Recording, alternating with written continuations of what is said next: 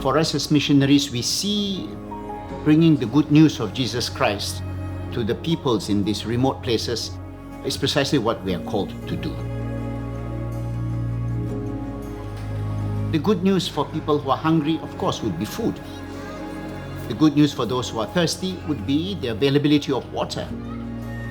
All these things which we can give to the people, which we can provide for the people, is precisely the good news of Jesus Christ.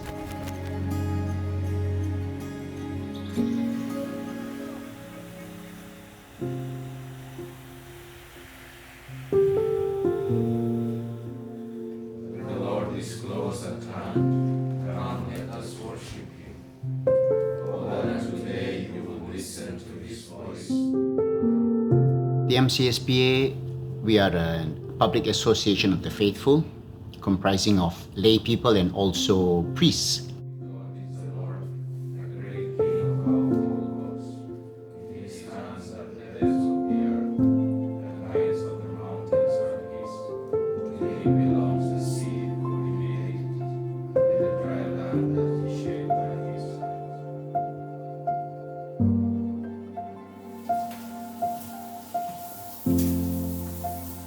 This house that the MCSPA has in the Diocese of Cubao in the Philippines is officially called the St. Joseph and St. Francis Xavier Formation House.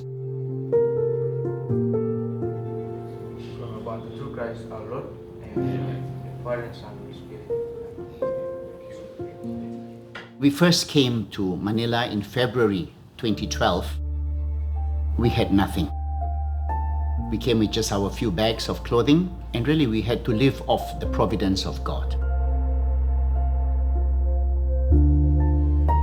We met 2015 when they were very new. They only knew a few people.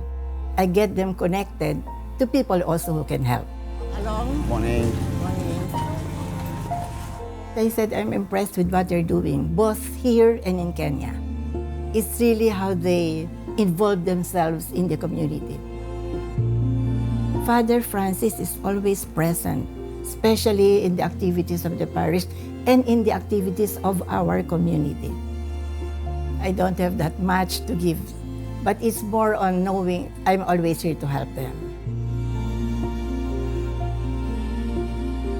I have big dreams for MCSPA, for them to grow in number, to grow in their mission, but most especially, I want them to be able to recruit Filipino priests.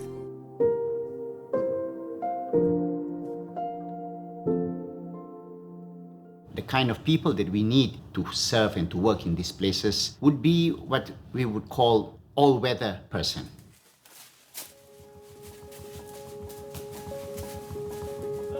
You need to have passion. You need to be resilient to be able to face any challenge that daily life brings to you in remote areas, in difficult places. In the MCSPA, we have different stages of incorporation. So in this stage of come and see, the young man comes in and lives several months with the community, and we get to know him and he gets to know us, and he goes into the next stage, which is that of the junior apprentice. And then he would begin his philosophy. And when they finish the stage in philosophy, they go out to work in one of our missions. When they've proven themselves to be capable, then they go on to this next stage, which is that of theology.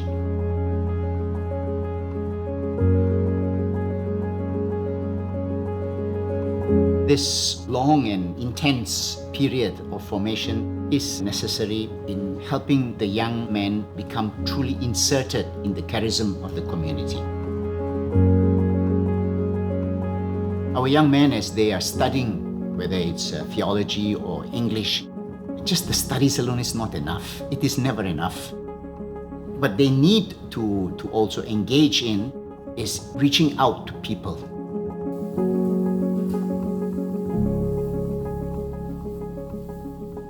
You know the feeling of I belong? Even if I come from the depressed family, they take care of us, not only me, also my family. We have Rhea, who is our helper here, and she was coming over here to work, but we had never visited her. So once we visited her, it was very difficult for us to communicate. Especially for me, I was trying to engage her children, but they were all hiding behind their mother, very shy, and I realized it was because they could not communicate in English.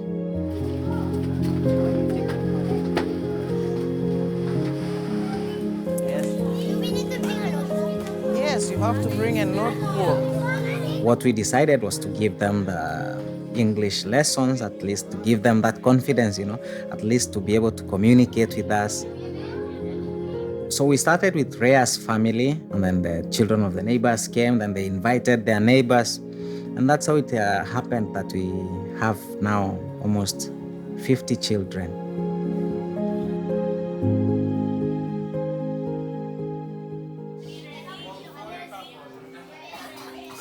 Hi, I'm Shankinel S. Genterola. I am 19 years old. I live in the Antubo, wherein this place is occupied by thousands of families. So this is Shanky's home. And then you can see more or less the way it extends, and then it ends there. For me, the biggest problem is congestion. Too many people in too small space. And that congestion brings about problems in hygiene, health, and the basic dignity of the human being. It's only through this long-term formation and education that these new generations, they grew up with an open mentality that despite their challenges in the daily life, they can still move on to a better, dignified life in future.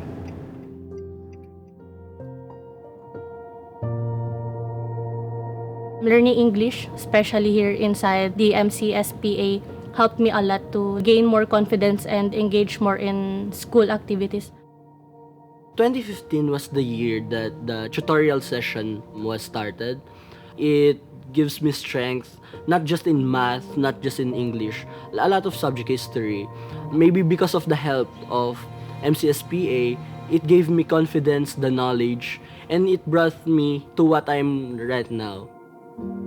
This education helped me to reach and enter college. I'm currently taking Bachelor of Arts in Broadcasting, first year in PUP. Right now, I'm studying Bachelor of Science, major in Civil Engineering. I hope to become a licensed engineering, and I also want to help. I want to help another person.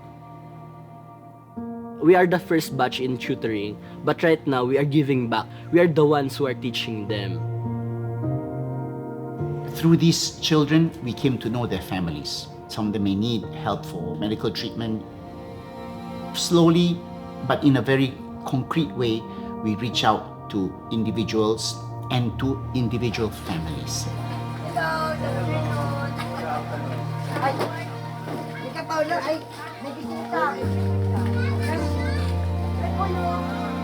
So she says that she thanks our community and Father Francis. Maraming salamat. God bless you. He has had a stroke now for 7 years, so we've been trying to come and see them and talk to them. You speak Tagalog so well.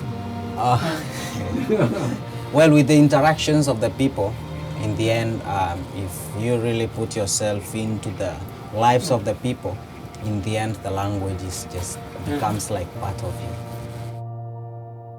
Through this formation, you empower the young people to take responsibility, to be able to be creative enough as to feel compassionate to those ones in need, in order to invite other people to come and follow. We live an intense life in community, we organize ourselves, and we help each other in all the works that we do. Living in community, it has been quite an experience. We come from different backgrounds, from different places. We have different skills. We have different weaknesses and strengths, and then when we bring all this together, then we are able, for example, to make each other better people. When I came out to Philippines and I experienced this culture, it gave me so much, including a lot of humility. I would be a very different person. That one I am sure about, if I would have only studied and lived in Africa. I hope this house here in Manila is being a place where you can spread this news of missionary life and to become missionaries in Africa. We cannot say from the very beginning that, yes, I want to be a priest or I want to be a missionary. It's not so clear yet. But always we need to take that first step, that leap of faith. I never thought that I will be a priest or I want to be a priest, but with those years information in the house and with the interaction and the prayer life in the house, community life, it's what has already shaped me progressively in discovering my vocation. It doesn't matter how many years I've done. What matters is how many hearts have you touched.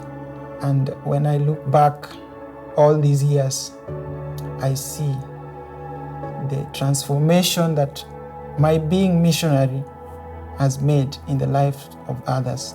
Small they may be, but the impact is big. Wherever I am sent, I am always ready, because we are called to be missionaries like St. Paul.